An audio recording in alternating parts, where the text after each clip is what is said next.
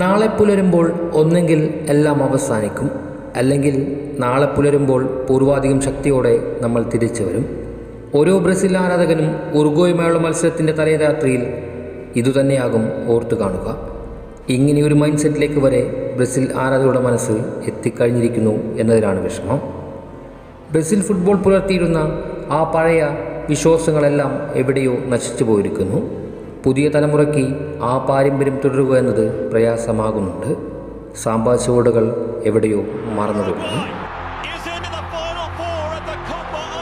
ഒരു കാലത്ത് ഈ ഫുട്ബോൾ ലോകത്തെ ആകമാനം ഭരിച്ചിരുന്ന ആ കൂട്ടരിൽ നിന്നും ആർക്കും ഭാഗ്യം പരീക്ഷിക്കാവുന്ന ഒരു ടീമായി ഇന്ന് ബ്രസീൽ മാറിക്കഴിഞ്ഞിരിക്കുന്നു. നെയ്മർ എന്ന 10-ാം നമ്പറുകാരനില്ലാതെ ഈ സമകാലിക ബ്രസീൽ ഫുട്ബോളിന് തെല്ലൊന്ന് നിയന്ത്രിതമായി മുന്നോട്ട് സഞ്ചരിക്കുവാൻ സാധിക്കില്ല എന്ന് തെളിയിച്ചിരിക്കുന്നു.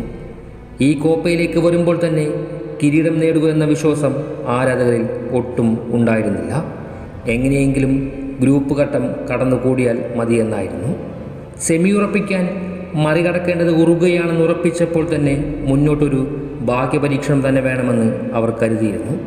ഒടുവിൽ 10 പേരായി ചുരുങ്ങിയിട്ട് പോലും ഉറുഗ്വേയ്ക്ക് മുന്നിൽ സമനില വഴങ്ങേണ്ടി വരുന്നു. ഫിസിക്കൽ ഗെയിമിനെ ഏറെ സമയം ചെലവാക്കിയ മത്സരം ഒടുവിൽ പെനാൾട്ടി ഷൂട്ടൗട്ടിലേക്ക്.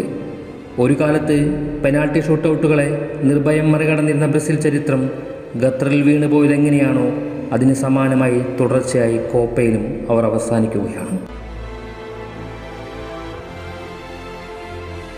5 ലോകകപ്പ്, 9 കോപ്പ അമേരിക്ക, 4 കോൺഫെഡറേഷൻ കപ്പ്, അങ്ങനെ കപ്പുകൾ ഏന്തിയ കണക്കുകൾ വെറും ചരിത്രങ്ങളായി മാറുകയാണ്. തോറ്റാലും ജയിച്ചാലും ആ കുപ്പായത്തോടുള്ള പ്രണയവും ആത്മാർത്ഥതയും ആരാധനയ്ക്കും ഒട്ടും കുറവുണ്ടാകില്ല എന്ന് പറയുമ്പോഴും വിശ്വാസം നശിച്ചുകൊണ്ടിരിക്കുന്നു എന്ന് ഉൾമനസ്സ് പതിയെ മന്ത്രിക്കുന്നുണ്ട്. ഇതൊരു അവസാനമല്ല. ഇതിനു മുമ്പും എത്രയോ തവണ തിരിച്ചുവരവുകൾ അവർ നടത്തിയിട്ടുണ്ട്. ഫിനിക്സ് പക്ഷികളെപ്പോലെ രൂപമെടുത്ത് ചിറകടിച്ച് പറന്നുയർന്നിട്ടുണ്ട്.